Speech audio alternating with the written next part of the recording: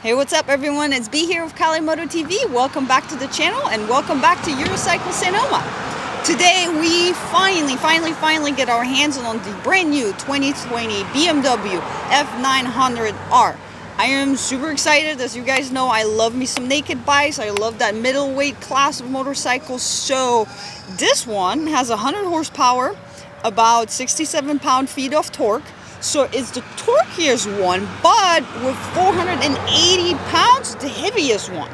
So without further ado, you guys take a look at around the bike. I get geared up and let's see us on the road.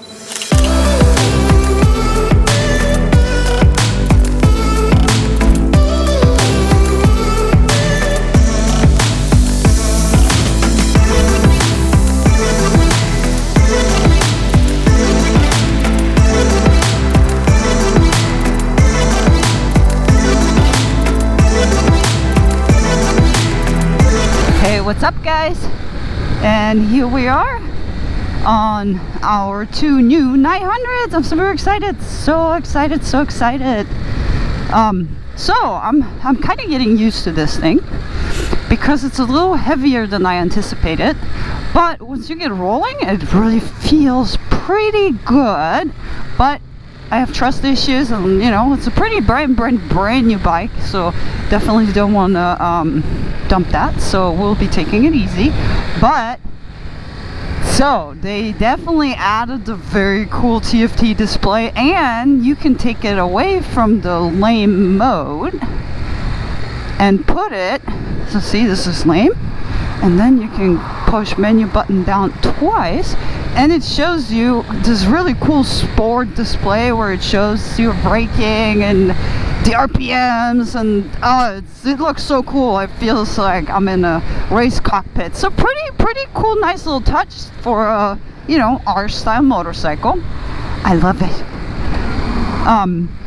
So again, this one has 99 horsepower and it has 67 pound-feet of torque. So in comparison to all the other middleweight bikes, it is the heaviest one.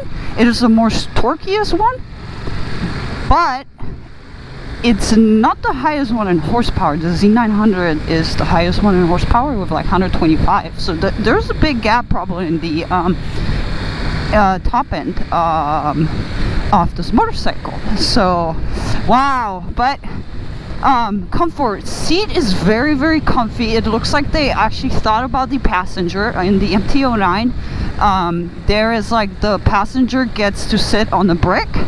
So this one, definitely someone thought about bringing someone along. So if you have a backpack, they're taken care of. It has little shit handles. It's cushy. It looks really cool. Your seating area is very comfortable. Very comfortable.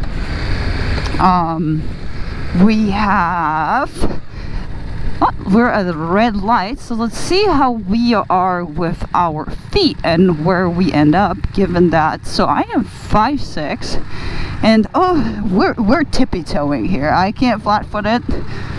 I can't. So I'm like tippy-toe. I'm like 1/3 foot here and tippy-toe here. So definitely a little on the taller side, but this is the regular height one. All those BMWs come with low seat options, so there's a bunch of options you can work on and select. So you could select the low seat option. So given I'm 5'6", about 120 pounds, and that makes a huge difference too. If you know, if you're a little heavier and you're 5'6", the suspension will compress a little and you will touch a little more ground than I do. So something to consider. Comfort wise, it's a little more nosy than the MT-09, probably about as nosy as the Street Triples, by far more comfortable than the Ducati Monster, in my opinion. Very nice. Throttle is really smooth. We are right now in the rain mode, which I think we should move out of. I feel like we're over the rain mode. Road, off the throttle, boom. I love the simplicity of those BMW motorcycles. It's like off the throttle mode, off the throttle, and you change your mode. It's amazing. BMW, thank you so much. So The rear sets, I am again 5'6", and they feel a little shorter. They feel really good to me, and I think there's enough of room, even if you're taller. See, like there's a lot of room for your knee to come up, so even if you're a little taller, you won't have any problems here. There's plenty of room. And again, this is the R, this is the little more aggressive bike, so it's definitely, you know, your leg position is a little more aggressive, but it is very comfortable and I really enjoy it. The brakes, we have Brembos, so I just grabbed the brake and it's like, Argh! So very nice response to the brakes. Oh, I don't know, I'm really enjoying this bike. It's really nice. Oh yeah.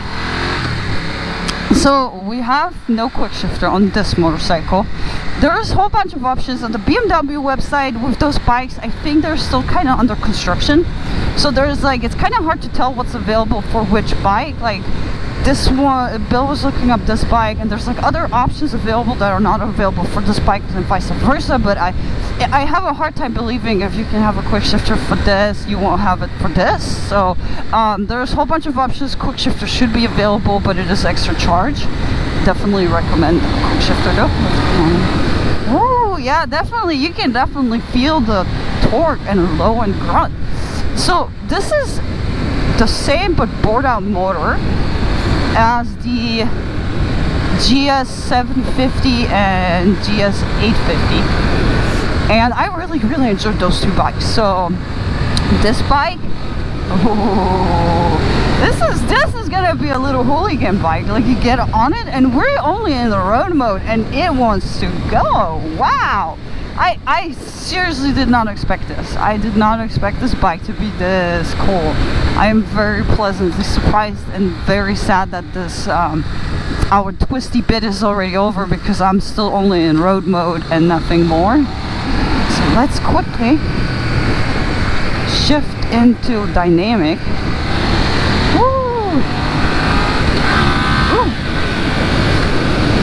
I shifted in the wrong direction because I'm TGP shift and this one isn't. Sorry about that, little bikey. Sorry you guys. But even like in the lower revs, it's still, you know, it's still like it's bogging down because I'm too low in the revs and just wants to go though. Like you can feel it like trying to get up in the revs to the power band, but it's still, woo. Alright, this is a hooligan bike, so hashtag hooligan. I love it. I love my hooligan bike. Ooh, and the really cool thing is, because so BMW always think, wow, the price tag, BMWs, you know, those 1000 RR, you're looking at like 20 grand out the door. This one is 9,000 bucks MSRP. So, you know, once you add a couple extras, but then you have a really nice bike, right? Compared to a comparison, MT-09, 933, 9399 or something like that, 9,300 bucks. So, and that's your plain Joe bike. So if you can add like a quick shifter and a few little bells and whistles from the factory that you don't have to deal with it and installing it and aftermarket, that's a really rad bike. I'm really digging it.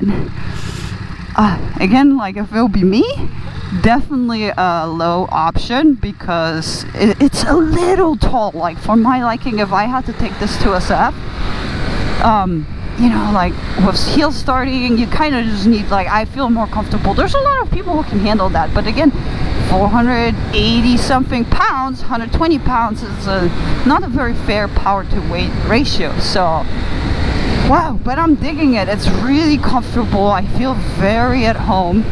I wish there would be a little windshield. This display, a little questionable. Like it's kind of like, here, have an iPad on top of it, but the display is so rad.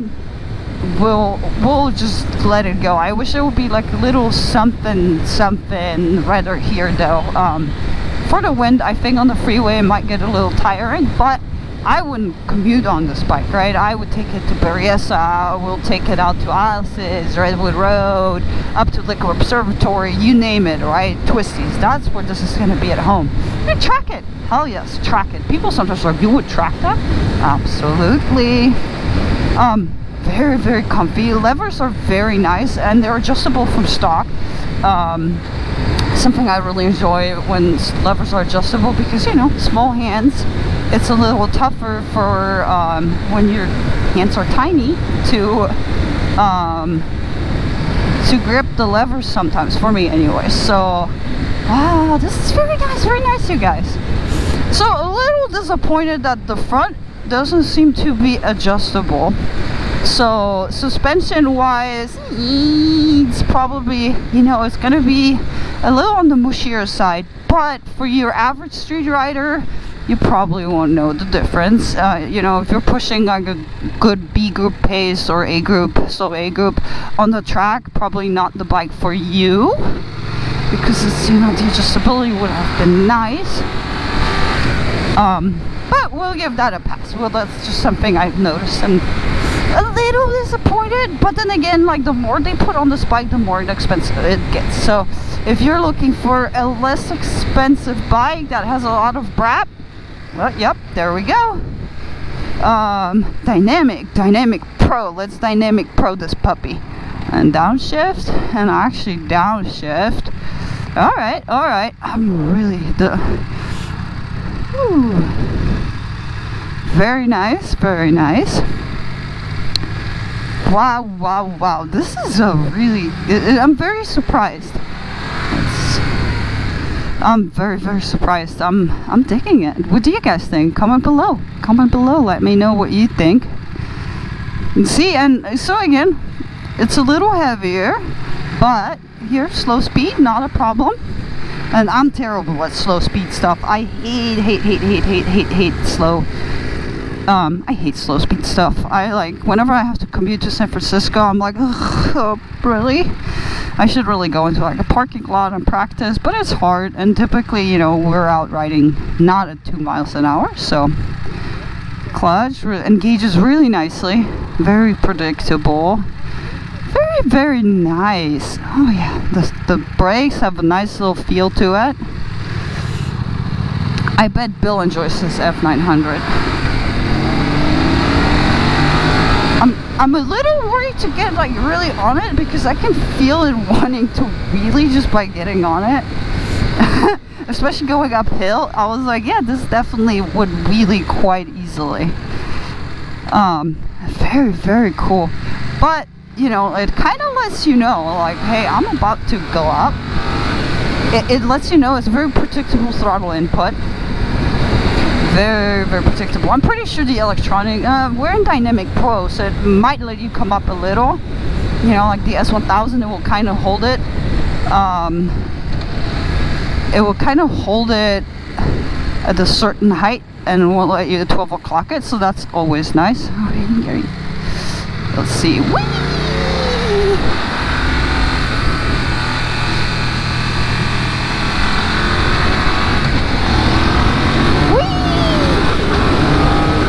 Oh yeah, so 10 out of 10. It looks low-key funky. Like I love the color. I love the naked look. I'm not a huge fan of that front end. It kind of looks like a little bit like a Cyclops, in my opinion, like that one headlight. I'm not in love with the looks, but I mean, you don't see it in the front while you ride it anyway, right? And those bikes aren't like the Instagram bikes. Those are the bikes where you want to go out and have fun. And I'm sure that there's people who are like, no, this is a great, good-looking bike. Huh? First, let's find neutral. Come on. All right, finding neutral. There we go. Not bad. Finding neutral, finding Nemo. So let's look a little bit around the TFT display, because it does look very cool. So again, you can have either this display or this super rad display. I definitely like this one better. And then we have vehicle, my vehicle info. So you can go. You can see your service requirements. You can see your trip, whatever you've been doing, resting, braking. 700 hours of rest. Dang. again, trip 1, and then you can see vehicle info. Hey, you know, we're at 199 Fahrenheit. That's not too bad. The my Gixxer ran at like 230. I was toasty. So actually no heat radiating off of it, and we have 63 degrees, so it's not particularly hot, but it ran really nice. How much miles to empty, your battery, and then also if you go into the computer, you can see reset all values, reset individual. Let's not do any of that. So very cool, pretty darn simple to use. Let's put it back into the dope display mode. Now there's a few more options. Let's go. We could set up the navigation, media, phone. Let's see what we got in settings. Vehicle system, display information, reset all. So pretty dope. Pretty dope. Relatively easy to use interface. You have the jog there where you can push left to right, left to right, and then if it has that little pink, that's push it the arrow down, and we have our cool display. I think, should we look around it? Let's look around it a little. Bada boom, bada bam. Very pretty, very. It's kind of cute. Like that headlight. I don't know about the headlight, but once you move past the headlight and the weirdly placed LCD TFT, pretty cool, pretty clean. Like I said, there's cushy seat for your passenger or sheet handles that needs to go. Tires, pretty simple, you know. It's very simple, but it's a rad little bike. So, well, thank you guys for watching. Comment below if you have any questions about this bike. This video is already out, so you should look for that. And yeah, I'll see you in the next video. Bye bye.